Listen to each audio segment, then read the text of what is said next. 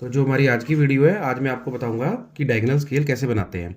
मैंने पिछली वीडियो में मैंने बताया था कि प्लेन स्केल कैसे बनाते हैं। तो आज का जो हमारा टॉपिक है वो है हमारा डायगोनल स्केल। अब एक क्वेश्चन देख लेते हैं, क्या क्वेश्चन दिया हुआ है।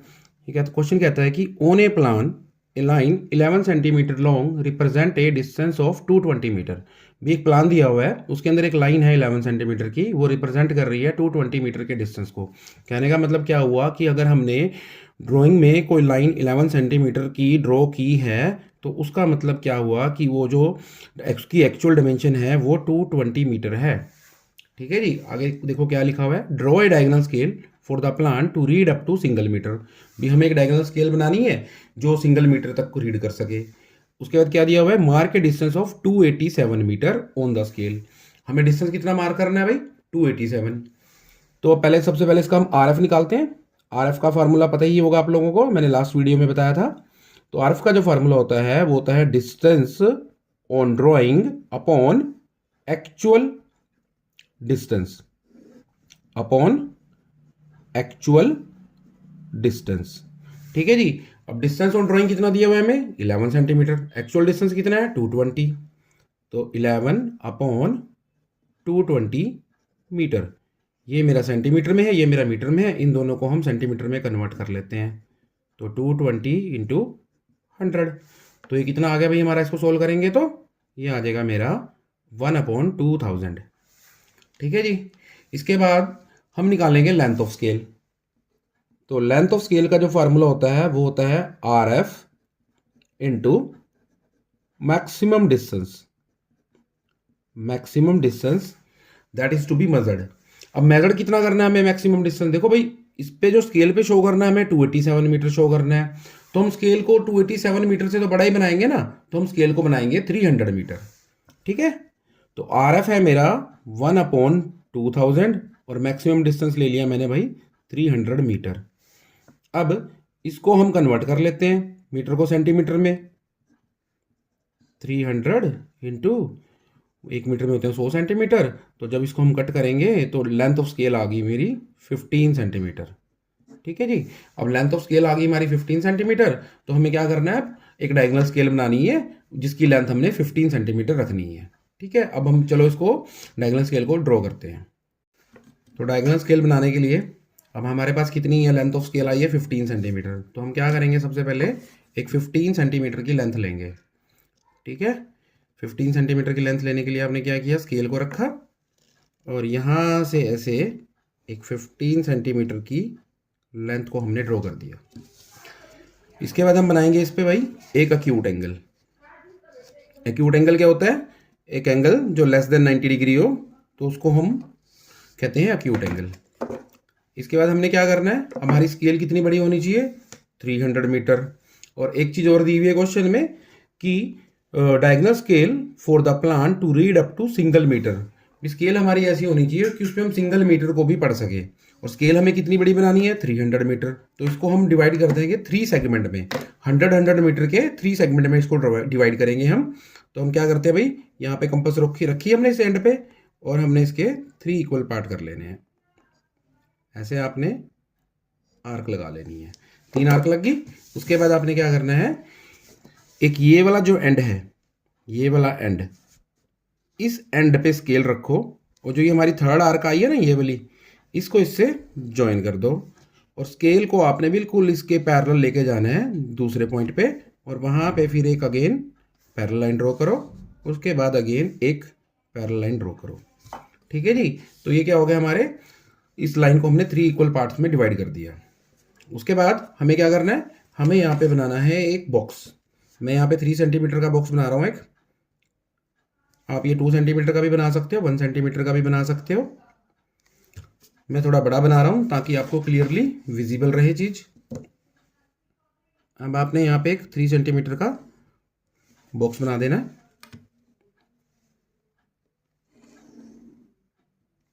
ठीक है।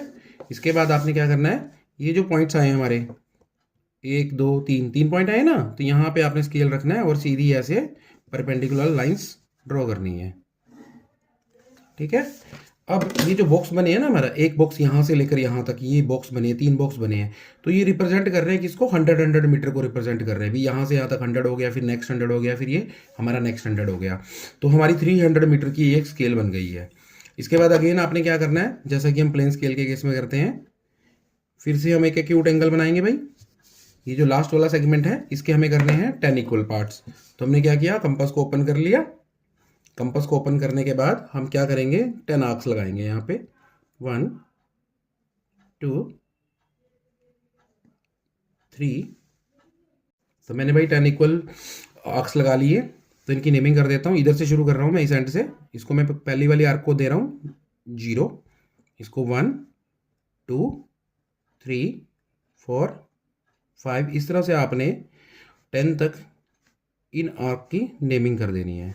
और जो ये वाला एंड है इसको आप लिखोगे 0, ठीक है, और इसको लिखोगे आप 100, और ये होगा मेरा 200, ठीक है।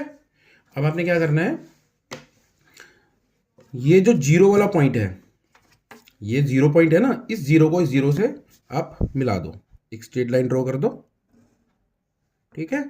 उसके बाद अगेन ऐसे ही इसके बिल्कुल पैरेलल में 1 पॉइंट से एक आर्क ड्रॉ कर दो, सॉरी लाइन ड्रॉ कर दो। फिर अगेन सेकंड पॉइंट से, थर्ड पॉइंट से, इस तरह करके आपने ये सारे की सारी अप टू 10 तक ये 10 लाइनें आपने ड्रॉ कर लेनी है। ये 10 लाइनें आप फटाफट ड्रॉ करो, ठीक है। इसके बाद अब हम क्या करेंगे, जो हमारा ये वाला एंड है, ऊपर वाला एंड, ये वाला एंड है, इस एंड पे भी हम एक एक्यूट एंगल ड्रॉ करेंगे। इस पे भी हम क्या कर रहे हैं, एक एक्यूट एंगल ड्रॉ कर रहे हैं भाई, क्योंकि हमें इसके इस लाइन के भी, इस लाइन सेगमेंट के भी हमें 10 इक्वल्स पार्ट करने हैं, ठीक है। अब इसको फिर अगेन हमने कंपास ओपन कर लिया। अब यहाँ पे कंपास को रखा और हम क्या करेंगे, ऐसे आर्क लगा लेंगे। कितनी आर्क लगानी है आपने, यहाँ पे भी आप 10 आर्क्स लगाओगे। हमने ऐसे 10 आर्क लगा लिए। ये वाली जो आर्क है, जो फर्स्ट आर्क है, इसको आप लिखोगे 0, नेक्स्ट वाली को 1 2, ऐसे ही आपने 10 तक आपने इनको लिख देना है, ठीक है। यहां तक क्लियर है। अब इसके बाद देखते हैं हम क्या करेंगे। जो ये 0 है, ये वाला पॉइंट 0 है, इसको आपने 10 पे ज्वाइन कर देना है। 0 को मैं ज्वाइन कर रहा हूँ, ध्यान से देखना, 10 तक ज्वाइन कर रहा हूँ। उसके बाद इसके पैरेलल एक लाइन और ले रहा हूँ मैं, नेक्स्ट पॉइंट 1 से, फिर ऐसे मैं सेकेंड पॉइंट से लूँगा। ऐसे करके आपने ये पूरी की पूरी 10 लाइनें, ठीक है भाई, हमने 10 लाइनें लगा ली हैं। अब जो नेक्स्ट स्टेप है, ये जरा ध्यान से देखना, इसमें हम क्या कर रहे हैं। ये देखो, ये पॉइंट है 0, ये है 1। अब ये 1 वाली लाइन यहाँ जा रही है ना, इस पॉइंट पे जा रही है।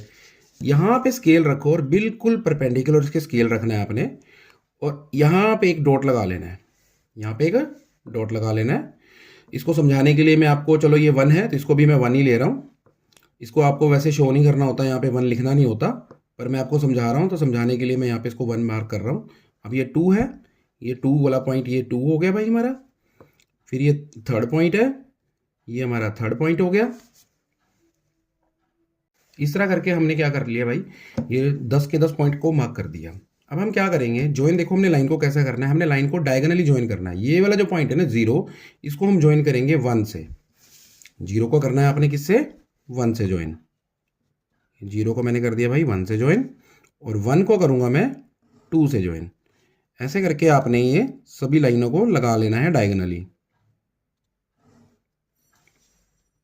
तो हमने सभी लाइनों को लगा लिया है।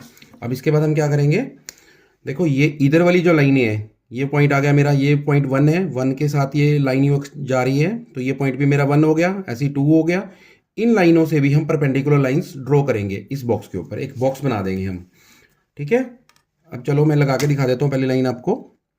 ये जो पहली, ये अपना यहाँ से हमने इसके ऊपर रखा इसको, और हमने एक लगा दी लाइन। उसके बाद हम नेक्स्ट लाइन लगाएंगे। ऐसे करके आपने ये इन सभी लाइनों को ऐसे परपेंडिकुलरली ड्रॉ करना है। तो इस तरह से भैया आपने सभी लाइनों को एक्सटेंड कर देना है परपेंडिकुलर लाइन लगा के, ठीक है जी। अब देखो आपको क्वेश्चन में क्या दिया हुआ है, क्वेश्चन में दिया हुआ है 287 मीटर। क्वेश्चन में दिया हुआ है 287 मीटर मार्क करना है आपने।